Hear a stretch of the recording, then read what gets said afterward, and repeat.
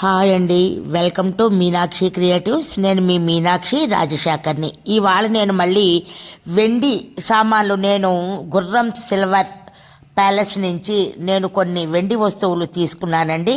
అవి ఎలా ఉన్నాయో మీరు చెప్పండి. ఇది ఒకటి ఫస్ట్ది వింజామర్ తీసుకున్నానండి. ఇది చాలా బాగుంటుంది. రోజు కూడా వింజామర్తో దేవుడికి విసురుకుందికి మనం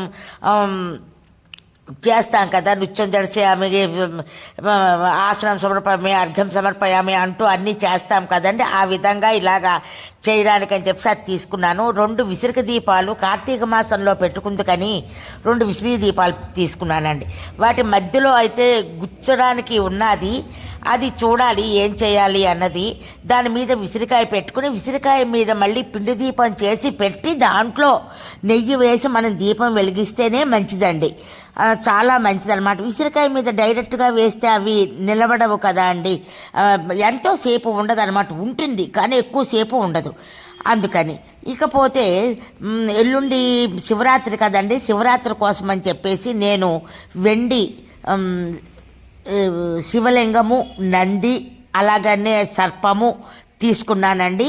ఎందుకంటే మా వారు రోజు అభిషేకం చేసుకుంటూ ఉంటారు. తేనె, పంచదార అన్నిటితో, పాలు అన్నిటితో చేసుకుంటారు. అందుకోసమని ఇది బాగుంది కదా అని చెప్పేసి ఇదొకటి తీసుకున్నానండి. మీకు నచ్చిందో లేదో కూడా కామెంట్ సెక్షన్లో చెప్పండి. ఎలా ఉందో కూడా మీరు చెప్పండి. మీరు చెప్తే కదా నాకు కూడా తెలుస్తుంది. ఎవరైనా చెప్తేనే బాగుంటుంది. నాకైతే నచ్చే తీసుకున్నానండి. నచ్చింది కాబట్టే తీసుకున్నాను. ఇది ఇలా తీసుకున్నాను, ఇలా పెట్టుకోవాలండి. ఇకపోతే రోజు వుడ్ పీట అనమాట. పీట ఒకటి వెండి, చుట్టూ వెండి ఇవి వచ్చి మధ్యలో చిన్నది వచ్చి అది తీసుకున్నానండి. ఇవి ఈశ్వరుని దీని మీద పెట్టడానికి అవ్వదండి, ఎందుకంటే అది పళ్ళెల్లో పెట్టుకుని అభిషేకాలు చెయ్యాలి కాబట్టి.